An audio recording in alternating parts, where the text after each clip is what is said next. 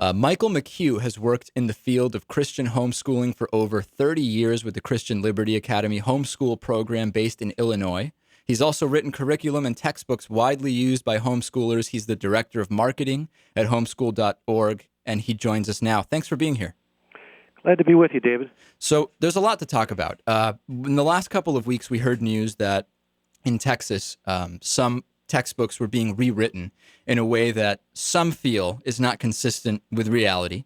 Bob Jones University in South Carolina has been very direct in saying that if you don't have a Christian worldview, you both won't learn the right stuff and you won't get into heaven.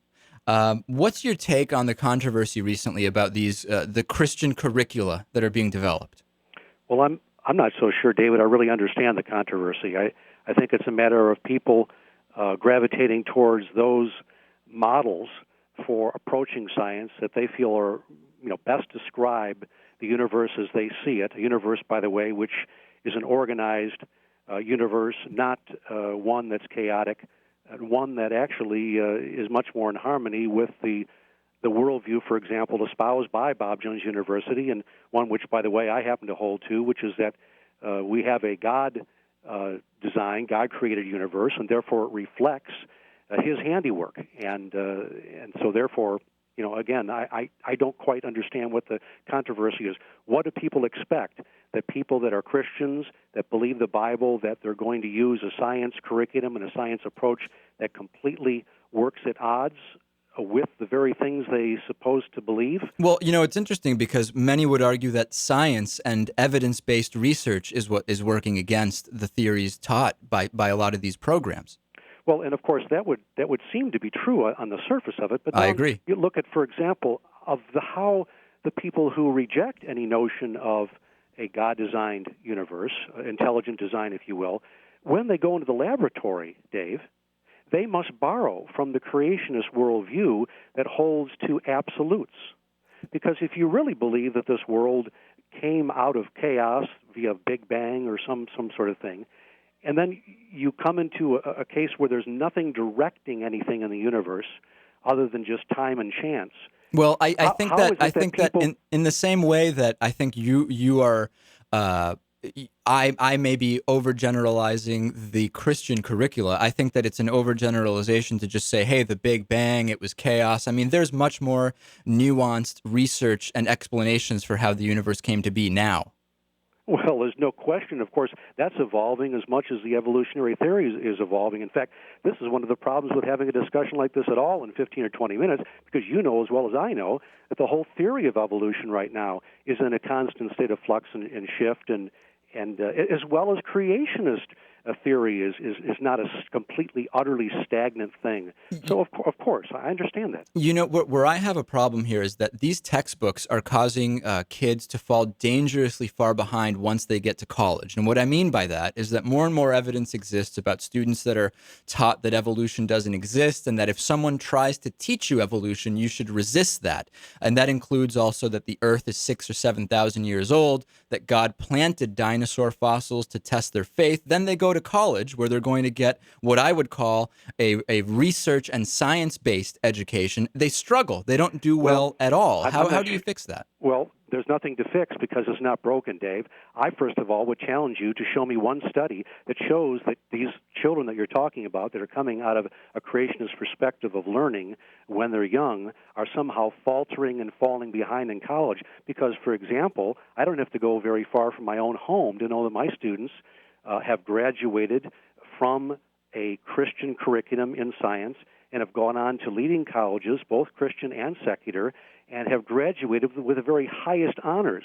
I meet homeschoolers all over the nation. They're scoring in the SAT and the ACT, including in the area of science, I might add, way and above and beyond the national norm. So I'm not sure what you're talking about. Well, I'm talking about it's. No. Where's your facts? You made a statement there. Where's your facts? I'm not denying that it exists. There are instances where people where these students that you just mentioned. Well, excuse me. Hold on a second, Michael. Hold on a second. What I'm saying is I'm going by the emails I received just over the last 24 hours from college professors who asked not to be identified, but I'd be happy to pass the information to you personally that indicate they are getting. Anecdotal? So you're holding up.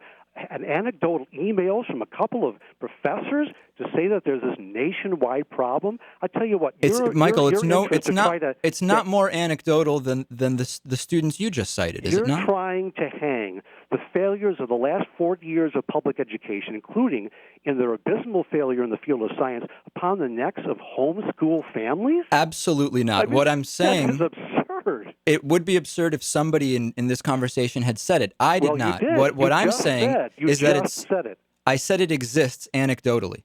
Oh, you did not. You did not say any such thing. Replay the tape. You never said that, Dave. You said that there is, fact, a national problem of kids that are being homeschooled from a Christian perspective in science that are now unprepared to enter the college scene. Prove that. No, I didn't say that. We'll certainly rewind the tape. What I said is that it exists. It does exist is all I said. No, it does not. Oh, so you're saying that nobody has ever had trouble in college because they went in believing that the Earth was 6,000 years old? Well, now you see, that's a horse of a different color, isn't it? Of course. Nobody's saying that people that are being homeschooled to a person, quote, never have any problems entering college, be it in science or reading or math. That would be silly of me to say that. And, of course, I'm not going to say any such thing. Do you believe personally that the Earth is 6,000 or 7,000 years old? I don't know. I wasn't there. Were you? What do you believe? I believe that we have a relatively young Earth, and I believe that, for example, for some solid reasons. For example, you look at the case of I remember when we landed on the moon, for example, in 1969. NASA scientists, motivated by their evolutionary presuppositions at that time, designed a lunar module when it landed on the moon with those very long legs and pods. Why? Because they believed that because the Earth and Moon, the cosmic, is so old that there should be anywhere from a minimum of 2 to a maximum of 3 feet of moon dust. That's why they designed it that way. Guess what, Dave? It turns out there's only just 2 or 3 inches of moon dust up there, not 2 or 3 feet. Well, why? Why is that if the world is just absolutely, unquestionably billions and millions of years old? Another fact, 1980, Mount St. Helens eruption, an historical fact in Washington State. That thing blew sky high. And in the process, in the aftermath of the Mount St. Helens eruption in 1980 in Washington State, there was created a miniature Grand Canyon complete with multiple layers of strata, complete with fossilized wood laid down by the blast of that eruption. And now that area right now, or Mount St. Helens, as we speak, is being tested, and there are logs in there that were blown down in that blast that are now, through carbon dating at hundreds of thousands of years old. And it's a fact, it's a proven scientific fact that those logs couldn't be more than 100 years old.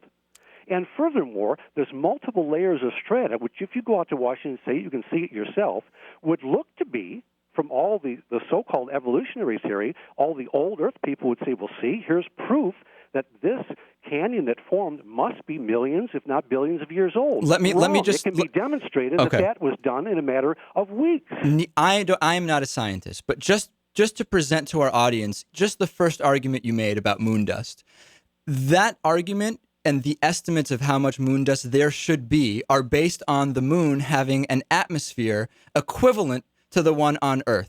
Once we arrived on the moon, it was very clear immediately that there was not the same atmosphere. Ultraviolet light was not turning rock to dust the way that it does here on Earth. So that specific argument, the moon dust claim specifically, just to take one of those, we can throw it directly out the window. Midweek Politics is brought to you in part by Jackson & Connor, classically modern men's apparel in Northampton, Massachusetts on the second floor of Thorne's Marketplace, and by DIF Design, specializing in custom business websites at difdesign.com. To find out more about underwriting Midweek Politics, visit midweekpolitics.com.